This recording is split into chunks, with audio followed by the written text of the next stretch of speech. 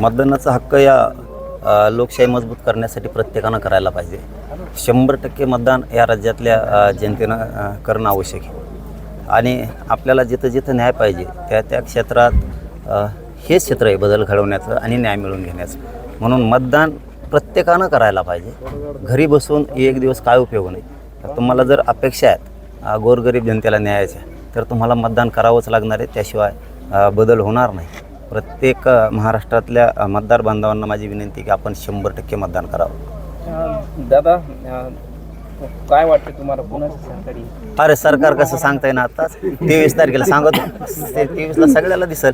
पण गोरगरिबाच्या न्यायाचंच येणार. गोरगरीब मतदानावरती एकजुटीनं तुटून पडलेले आहेत. शेवटी अन्याय हा प्रत्येकावरती झालेला आहे आणि त्याचा बदला घ्यायचा असला, न्याय पाहिजे असला, तर मतदान एक गठ्ठा एका बाजूनं सगळे जनता करणारे आणि न्याय मिळवून घेणारे, स्वतःचं हक्काचा माणूस लोक तिथं बसवणारे. आणि ती बसवला पण पाहिजे प्रत्येकानं. अत्याचार, अन्याय विसरला नाही पाहिजे.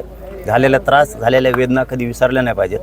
कारण तुम्ही जर आत्ता विसरलात, आत्ता जर भावनिक झालात, मा पाहुणा आहे, मा मित्र हे उमेदवार हे अमकाय तमकाय, तर तुम्ही कधीच तुमच्या लेकराला, मुलाला न्याय नाही देऊ शकत.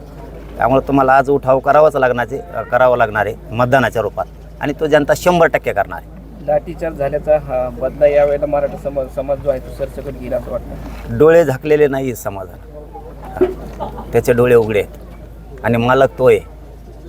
म्हणून मी कोणाच्या दावणीला समाजाला बांधला नाही, मोकळा सोडलाय. सगळा हिशोब होईल.